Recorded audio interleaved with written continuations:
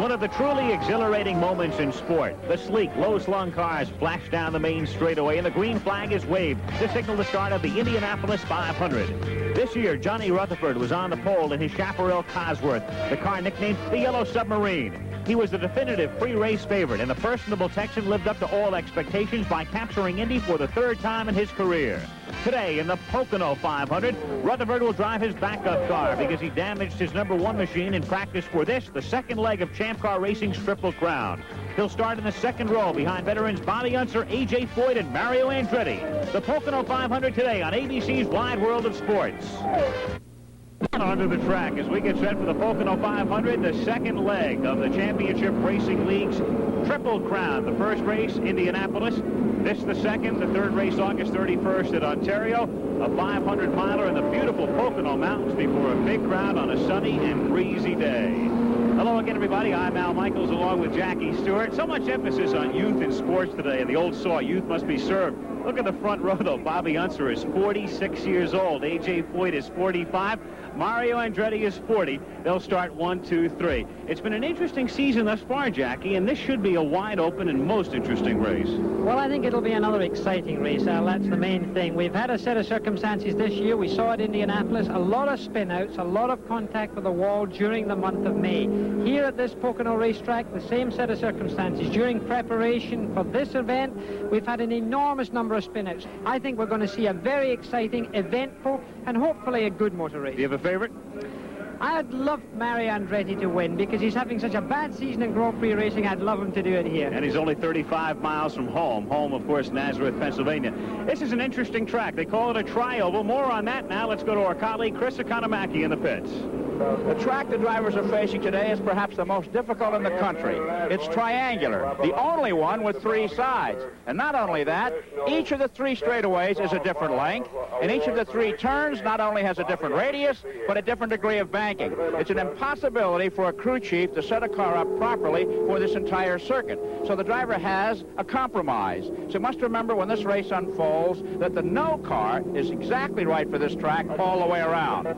The cars right now on the pace lap, and let's set the first several rows for you. Up front, we have, as we mentioned, Bobby Unser in car number 11. A.J. Foyt, the 4-time Indy winner, the familiar red number 14. Local favorite Mario Andretti outside in row 1. Row 2, the stock block Chevy engine. Mike Mosley in car number 48, the white machine. Johnny Rutherford, the Indy winner, in his backup car, not the one that won the 500. And Jerry SNEVA in number 7. Row 3, 1979 Indy winner Rick Mears, Bill ALSUP, and Danny ONGAIS in the black car, number 25 on the outside. In row number 4, we'll see Tom SNEVA in number 9, Tom Bagley in 40, and the veteran Al Unser starting outside in row number 4. In the 5th row, we've got Billy VUKOVICH on the inside in car number 2, Pancho Carter in 10, and Roger Rager, who has a stock block engine and briefly led the Indy 500 in May, the outside of row 5. And there's a look at the rest of this field. 33 cars in all, 11 rows of 3 each. The Indianapolis type start over this tri-oval in Pocono. The second leg in the Championship Racing League Triple Crown. The starter, Dwayne Sweeney. The pace car has pulled into the pits. The field looks like it's solidly aligned as Sweeney looks him over, and the green flag. Underway at Pocono, 500 miles. And the rear first row now as we head into the first turn. A.J. Foyt has moved into the lead. The 4-time Indy winner, a man who has won this race 3 times, and a man who won Indy, of course, on 4 separate occasions, is out in front as they head toward the second turn. And Mario Andretti looks like he's tucked in behind A.J. Foyt, the Coyote red car, right down this backstretch. His boost of acceleration there has immediately taken an advantage, and in fact, he's drawn out quite substantially there. It looks like Rutherford has found himself up there into 3rd place already. It's quite a tussle there for 3rd and 4th place back in the field there, but A.J. Foyt taking an early advantage here. He did not anticipate the flag. He went, there were 3 abreast with Unser, Foyt, and Andretti in the front row, and that's 3rd and 4th. 3rd place, the yellow car there is that of Johnny Rutherford. In 4th is Bobby Unser. In 5th is Rick Mears as they come through at the end of this first lap. A.J. Foyt, who had no success at all in Indianapolis this year. He was never a factor in the race. A lot of people were starting to write him off, but he moved out to the lead early, out in front. Mario Andretti and they call him the local favorite. Of course, this would be his home track, and he is. And, of course, Johnny Rutherford in the yellow car. Again, Rutherford not driving the same machine that ran away from everybody in Indianapolis, the one they said was so far superior to every other car. This is the backup car driven by Rutherford here today. The battle right there for second and third. Andretti, living 35 miles from this racetrack, is in second position, followed by Rutherford. And Bobby Unser running in fourth position over this 2.5-mile long tri-oval. And you can see them coming down the front stretch here, getting out of the draft, trying to slipstream and get into turn 1 here to get... And we've got an incident at turn 3. There's a car all over the place. There's a wheel off the car. It looks like Dennis Firestone spun there, and it seems that Al Quest is involved, and also Jerry Cowell. In fact, it seems that it's Jerry Cowell's wheel that's come off. That's the car there of Dennis Firestone. It seems to have spun out there. The rear wing has been taken off. It looks like Jerry Cowell, in fact, has passed our commentary position here with only 3 wheels, so it's undoubtedly his wheel that has come off. Oh, that's the wheel sitting there. It's already jumped over the barrier. It seems all the drivers are okay, but it certainly was a mess there in turn 3. And it's possible that Jerry Carl could get back in the race. Right now we have the yellow light flashing, the first caution period. There's Carl. That's a low-budget operation. There is Jerry himself working on the damaged left front end of the car. So Jerry Carl lending his own assistance. There is A.J. Foyt, takes advantage of the yellow flag to go in for his first pit stop. He is the current leader, but we'll have a reshuffling of the standings when we come back to the Pocono 500. Again at the Pocono 500, reshuffled standings. The first car in your picture belongs to Al Unser. However, he is almost a lap down. The leader at the moment is Pancho Carter. There he is in car number 10. However, he has not yet been in the pits. Lee Kunzman is in 81, is a lap down. Jim McElreath is currently second, but he hasn't been into the pits. A.J. Foyt, who has been in the pits, is running third, followed by Mario Andretti and Bobby Unser. But the current leader right there, Pancho Carter, a veteran, a man, Jackie, who doesn't get as much acclaim as some of the other drivers, but he can be very, very tough. He is. He's 30 years of age. He was the Rookie of the Year back in 1974 at Indianapolis. He had the most horrendous accident in Phoenix, Arizona while testing a car there. Injured his legs absolutely horrifically. Still hasn't fully recovered from it. Has some difficulty in walking, but a very personable young man. Very nice indeed. Pancho Carter currently in the lead. You can see A.J. Foyt starting to move toward the inside there, picking up ground. A.J. now has moved into second position. And remember, Foyt has been in the pits, and Carter has not. There's a little puff of smoke out of the back end of Foyt's car. So A.J. Foyt will have to keep our eye on him. A.J. Foyt seems to be running smoothly, but just a puff of smoke from the back end of Foyt's car early in the Pocono 500. Well, A.J. Foyt is now trying to catch up that distance from Pancho Carter. He certainly appears to have the fastest car on the racetrack today for the time being. And that's Pancho Carter that you can see on the left-hand side of your screen there. A.J. Foyt in the Coyote red car on the right-hand side of your screen. He seems to be gobbling up. You can see the closing up there on these cars, and you'll see A.J. getting through this in no time at all. How is he going to handle it? Passing cars, very important, particularly. And here he's chosen exactly the right place.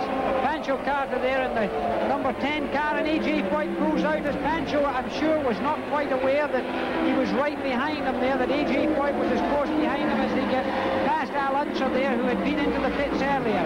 Pancho Carter taking a small advantage, A.J. giving him his head. A man of enormous experience.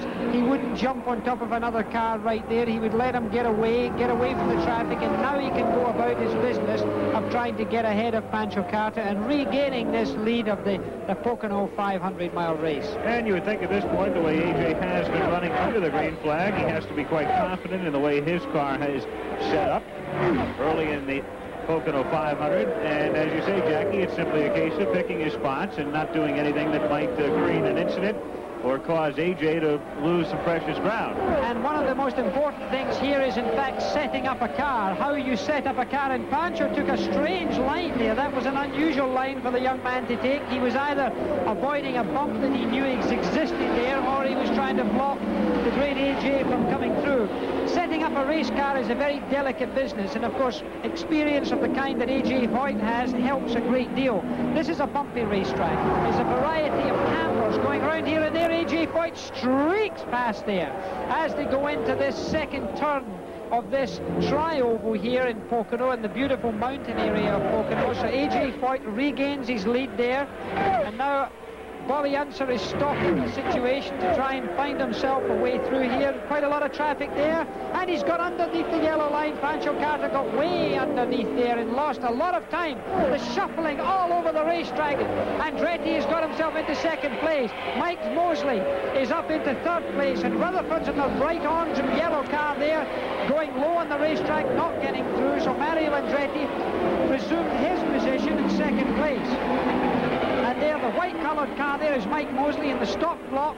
A car entered by Dan Gurney, whose fortunes have been mixed this year, always fighting a financial problem. And look at this, Mike Mosley trying to get alongside Mario Andretti. Andretti driving the Ford-powered Cosworth engine there against the stock block American iron there of Mike Mosley in the white and red car there. The car entered, as I said, by the great Dan Gurney.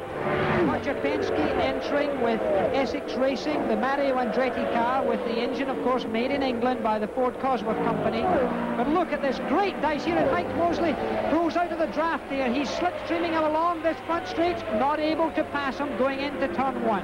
Meanwhile, sitting in fourth place is Bobby Unser, who is on the pole. But it's A.J. Foyt building up another comfortable lead, as he did before the yellow flag. Mario Andretti is second. Mike Mosley stalking Andretti, but unable to pass him. And now Unser is moving up on Mosley, so we could see a situation developing here. And there it is, where Unser is trying to move past Mosley, but Mike able to accelerate and leave Unser in his wake. Well, he's the centre of a Penske sandwich right there, because Mike Mosley, the Gurney entered car, in the centre of the two Penske entered cars. And in fact, yet again, he's making an attack on Mario Andretti, winner of the World Championship in road racing. Famous around the world, has become a great name in every country that he goes to, even more perhaps than he is in his own domestic America nowadays. And there you see Bobby Unser coming out once again to try and get past Mosley, and he does it. Bobby Unser, great charger, who sat in pole position for this race, sat on the pole.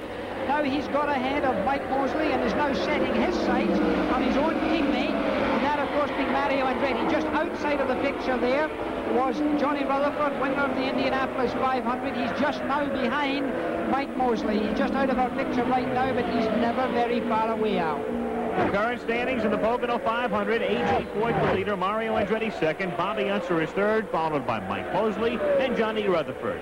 We'll be right back. 7.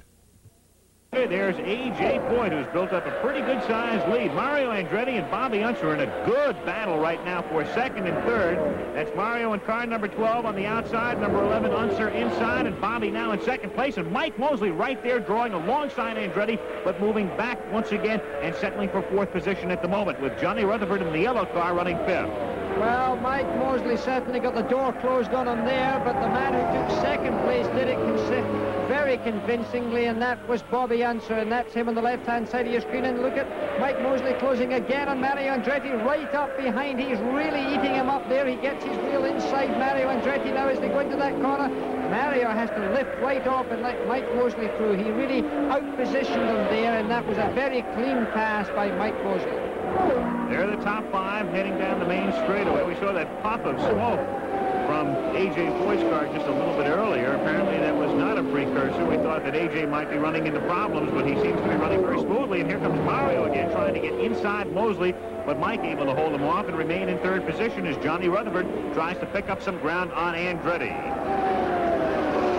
The battle for third, fourth, and fifth right there. Mario Andretti in car number 12, sitting on the front row today. Mario up amongst the leaders all day long, but right now appearing to drop back just a bit. Johnny Rutherford trying to pick up some ground here. Man missing from that lead there is Gordon Johncock, who did not start the race. He had problems in practice, crashed his car, and has withdrawn. A.J. Foyt still the leader. Bobby Unser second. Mike Mosley running third. Like Mario has had some sort of trouble, because Bobby Unser passed him fairly comfortably. Then Mike Mosley got alongside him and passed him, and now Johnny Rutherford is closing up on Mario Andretti convincingly here. It could be that Mario is having a handling problem. It could be that he's got another... And we have a spin out in turn 3 here. Going in, we've got two cars. It looks like a mechanical problem problem occurred there because there's a lot of smoke coming out of the car that's coming into the pits. And that certainly was a problem there. I think it might have been Jim McElreath's car that was dropping something, because as he came in there was an enormous amount of smoke coming out the back of the car. It could be perhaps that the aerofoil or rear wing was scrubbing against the rear tire. But there you have it. There's Jimmy McElreath sitting in there. The wing certainly had a problem. It's lying loose. It could be that it was rubbing against the rear wheel, and that was causing the smoke. If not, it could have been perhaps an engine blow that might have caused it. And of course, putting that onto the rear wheel would have allowed him to spin. And A.J. Foyt again takes the opportunity of a yellow flag here to come into the pits. Looking down, Mario Andretti's in the pits, Bobby Unser's in the pits, Rick Mears is in the pits. Let's try and have a look and analyze what happened in the accident that we just had. Right, here we have in slow motion what we think occurred here. Now, these cars are coming in, and look at that. Right there, that car spins out. Now, that's the 43 car driven by Howdy Holmes, who spun. He kept the car on the road very well. He collected it very quickly indeed. And these other cars here certainly seem to pile themselves into each other just a little bit, because the car of Jim McElreath certainly had a rear wing problem. And I suspect that he came in contact with another car. So it seemed that it was Howdy Holmes who had the spin out originally, and there may have been a concentration of trouble thereafter. And Jim McElreath has stepped out of his car. That's him with his helmet looking at the rear wing assembly. Roger Rager in car 66 was one of those involved in the incident, and Chris ECONOMAKI is down in the area of Rager's pit right now. Let's check in with Chris. Roger Rager in the red suit is pushing his damaged car to the garage area after having an accident involving none other than James McElreath, the man whom he crashed avoiding in Indianapolis. He said, "This time it was my fault, not McElreath's." A tough break for the youngster from Minnesota who had the fastest stock block car in the Indy 500. He's added the Pocono 500 today. All right, Chris, right now the field currently running up the yellow. The leader is A.J. Foyt, Bobby Unser second, Mario Andretti third, followed by Mike Mosley, Johnny Rutherford, and Rick Mears.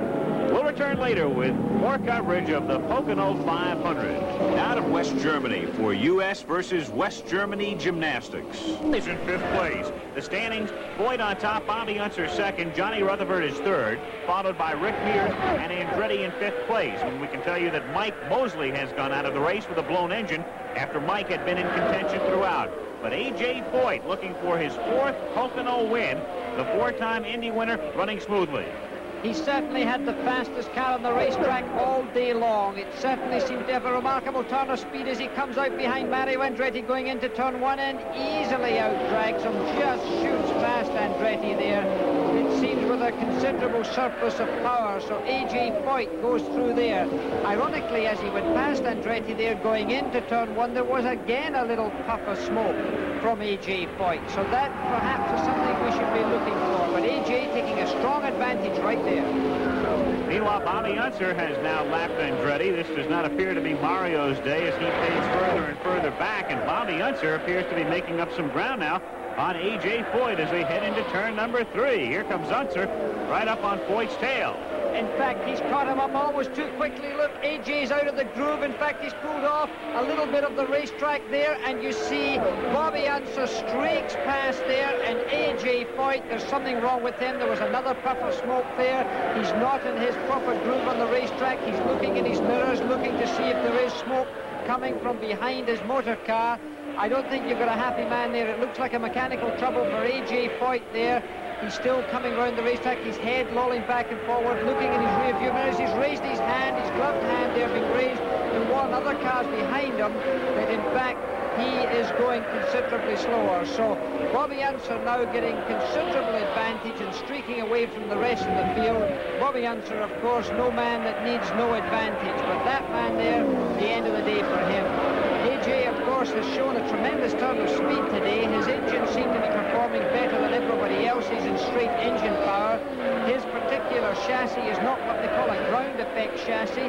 They've got a new name in motor racing now. It's to do with the air management underneath the racetrack, underneath the race car rather, and that allows the car to grip the road much better. A.J. Foyt's chassis is not one of these new ultra-modern devices, and oh, look at the smoke coming out of the car there. It looks like it's probably the turbo that's caused that to happen. It's a blowback from the turbo. He's coming into the pits there. His crew's waiting. Of course, they don't know the situation. They think they're going to change something in the car, but now I think it's perfectly clear they're taking the air hoses back. AJ was going to push the car into the garage area. He changed his mind, and they're now having their conversation. But that's the man who's inherited the lead. Bobby Unser, who was the pole sitter, is out in front, and it's a sizable lead at the moment. Johnny Rutherford is second, so Foyt, who looked like he had the best car for quite a while today. A.J. Foyt, the office is closed for the afternoon, as A.J. Foyt will not win his fourth Pocono 500. So a day of frustration for the man from Texas, but so far a day of opportunity for car number 11, driven by Bobby Unser, had the fastest qualifying time and out in front right now. All right, Chris ECONOMAKI in the pit with A.J. Foyt. Well, A.J., number 4s come hard, don't they? What was the trouble? Well, actually, Chris, to run with the ground effects cars, I'd happen to turn the engine excessive RPMs, and we were just going to run as long as we could, and we was hoping possible we could finish the race, and I dropped probably intake or exhaust out. Those ground effects cars really have the advantage, don't they? Well, to a certain extent, I don't think they're as quick at the end of the straightaway as I am at, you know, according to the wind tunnel. I just don't think they are, but right through the middle of the corner, you know, I have to run so hard, and I was having to hang it out all day so long. That's the reason I had to pack a little lower gear than they did. You look like the A.J. Foyt of 20 years ago today. Well, I like to win, and I'd just soon break it and fall out leading as I would run in the back like we did at Indy. Well, hang in there, A.J. Thanks. Thank you, Chris. So the leader right now is Bobby Unser. Johnny Rutherford is second. Rick Mears running on the same lap is third. Mario Andretti a lap down, running fourth. Just past the halfway point, Pocono 500. There's the leader, Bobby Unser, who was the pole sitter. Fastest qualifying time out in front. He will shortly be coming into the pits. And there is Tom SNEVA, currently in 5th place in the pits, the first man to crack the 200-mile-an-hour barrier at Indianapolis. Tom SNEVA in contention in this one, and Bobby Unser starts to drop down below the line, and here he comes into the pits. And the Penske pit will be waiting for him. Ever efficient, the Roger Penske organization when it comes to pit stops. They've shown their talents before at Indianapolis and many other places, and there's another man whose talents in the pits have not gone unnoticed before from the Jim Hall team. That's the Chaparral, of course, the yellow car of Johnny Rutherford, the blue car down below, number 11 of Bobby's, and Bobby Unser gets away early. Of course, he came in ahead of Johnny Rutherford, and the Rutherford pit's been super efficient as well as they go out, accelerating hard up through the gearbox for the few times they use the transmission, and you can see Bobby going in this very bumpy track, accelerating hard along there with Johnny Rutherford in second place, staying below that white line as they're supposed to until they get out of turn 1. Unser and Rutherford running 1-2. You can see them both in the same shot. The difference there about 5 seconds at the moment. Bobby in car number 11. The leader, A.J. Foyt, of course, led a good part of the race in the early stages, but he is gone now. And there is Mario Andretti. Andretti was running in 4th place, but Mario is out of the car, and that will do it for Andretti. So Mario's string of bad luck continues. Very unhappy man. For the last 18 months, almost 2 years, Andretti's fortunes have slipped all the way down. He's got such a lot of talent. Of course, driving a car teammate to Bobby Unser, the car you're looking at right now, also driving for Roger Penske, Rick Mears. That's a tremendously strong team, tremendous talent, and very good mechanical performance from all of these cars. That gap you're looking at right now, 5.6 seconds, is the gap between the leading car, that of Bobby Unser, and the second car, that yellow car of Johnny Rutherford, as they cross the start and finishing line.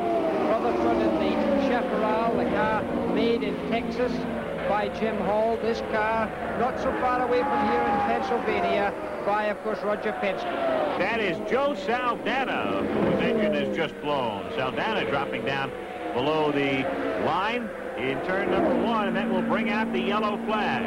The Pocono 500, they're running under the yellow right now. The standings, Bobby Unser on top, Johnny Rutherford second, Rick Mears third, and with Andretti out, Tom SNEVA now fourth. We'll be back. Under the yellow as they are clearing the track. The debris left from Joe Saldana's blown engine, but I think we can anticipate the green the next time around. Right now, the leader, the car on your left, that's Bobby Unser. Johnny Rutherford in the yellow car is running second. That 5.6-second advantage just a few moments ago has been reduced to next to nothing, as Rutherford is right up on Unser's tail as they head around turn number 3, come down the main straightaway, and we should get the green here as they will pass some back markers down the main straight. The green flag is out, and it's Bobby Unser still in the lead. Johnny Rutherford in the yellow car dropping way down low on this very wide surface, and Rutherford has moved into the lead out in front of Bobby Unser. Only the second time today that Rutherford has taken the top spot. He certainly anticipated the flag well, got into the right gear at the right time, and now Bobby Unser tries to overtake again, but not on that part of the racetrack, so therefore he has to be satisfied by sitting behind that bright yellow car. Johnny Rutherford, of course, tremendously experienced, won the Indianapolis 500 this year, driving the Chaparral, and here performing again against one of his arch rivals. These two drivers, certainly not young in years, but certainly very wise and experienced. Both of them won an awful lot of races. Again, we'll point out that's not the same car in which Rutherford won the Indianapolis 500. That car was damaged in practice earlier this week. That's the backup car. We talk about bench strength in a lot of sports, baseball and football and basketball. It's the same thing in auto racing. The backup machine, the yellow submarine number 2, out in front. Rutherford leading, Unser is second. And once again, let's have another look now at that pass made by Johnny Rutherford, dropping way down low. First of all, made considerably easier by the width of the track. Look at the width of that racetrack right there. Now, Johnny Rutherford overtakes there by being in the right gear at the right time. By the way, the smoke coming from behind his car is not smoke from his engine, but it's dust from the racetrack, because in the groove, all that dust gets poured to the side that the racetrack cars are not normally on, and that's where that came from. But right now, there's not much separating these two. They're still close. This is drafting. This is the question of the back car getting tucked in behind the yellow car there of Rutherford and trying to take advantage. And look at this, they come side by side. Bobby Unser comes along there and takes him in the inside, and then immediately closes the door on Johnny Rutherford. Now he's got the draft. Can he slingshot him? He attempts going into turn 1. He's trying to do it. He's lower on the racetrack, but no. Bobby just closes the door, and in fact, in so doing, takes quite an advantage. It's almost a page out of the NASCAR book, the type of racing you've grown accustomed to on the tracks of the South. The stock cars, the drafting methods utilized by them, and we saw it here in Champ Car racing as Bobby Unser has taken the lead once again. Johnny Rutherford is in second place. Rick Mears is third, and Tom SNEVA is fourth. We'll be back with the conclusion of the Pocono 500 a little later. Now back for more U.S. West Germany gymnastics. National Raceway.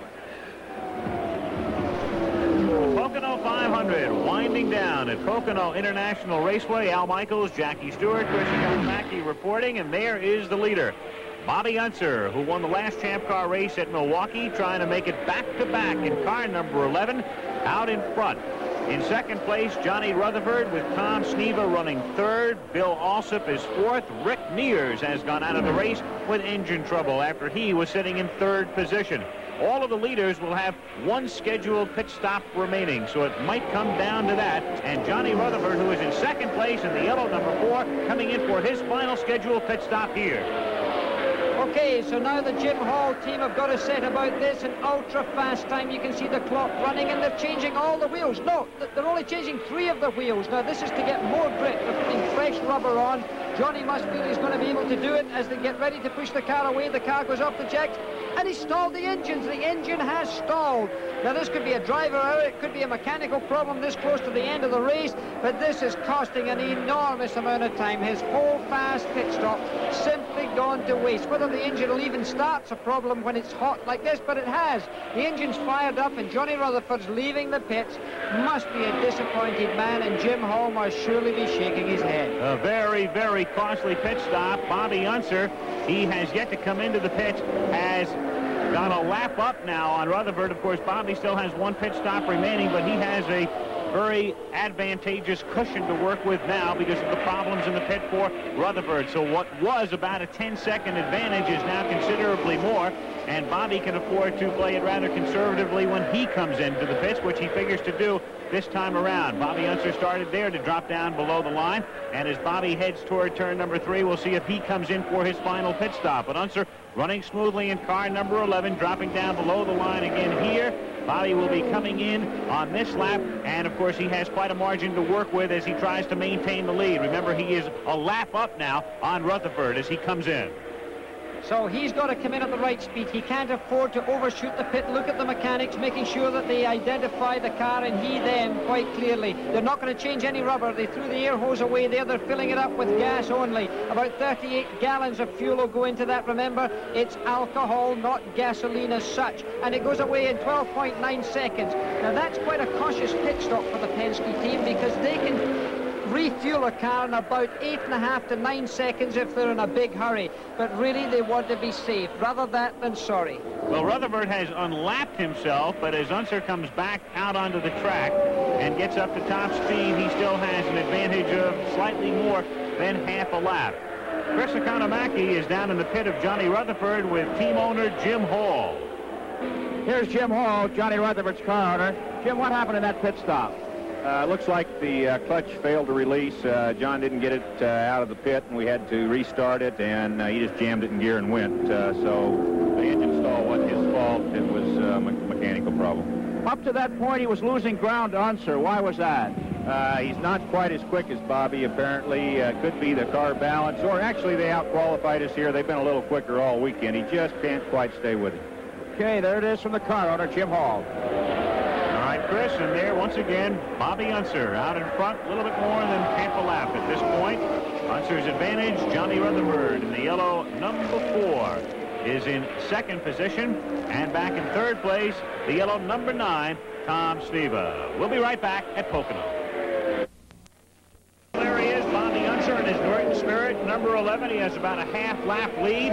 He won the last Champ Car race in Milwaukee, seeking back-to-back wins. Bobby Unser getting the white flag with 1 lap to go as he is on his way to his 6th 500-mile victory. He's won 3 in Ontario, twice in Indianapolis. Strangely enough, he's never been better than 5th here at Pocono. He's had problems on this track, Jackie, but none today. Well, he certainly has run well, following the demise of A.J. Foyt, who prior to his departure was certainly the fastest car on the racetrack. Bobby has done a wonderful job, consistency all the way through.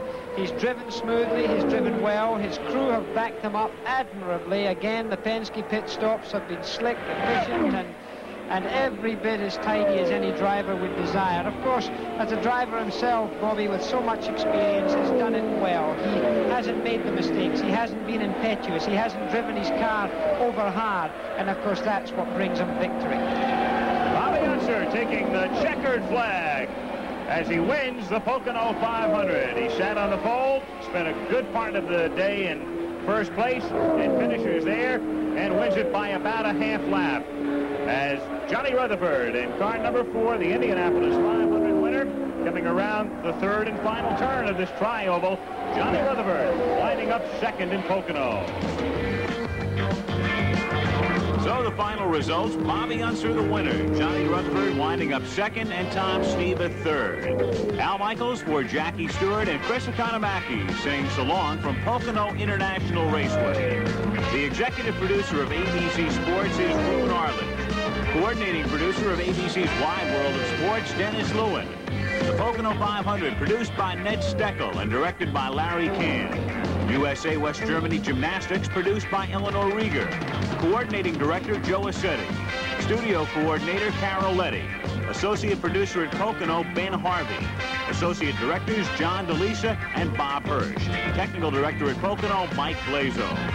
A reminder to be with us for our special expanded edition of ABC's Wide World of Sports next Saturday as we present the kickoff to the 1980 pro football season with the annual AFC-NFC Hall of Fame game live from Canton, Ohio. This year's game features the exciting San Diego Chargers against MarkStar's Green Bay Packers at 3:30 Eastern Time. Travel arrangements made through and a promotional fee paid by United Airlines. United flies more people to Hawaii than any other airline. That's what friendly skies are all about. He'll be starting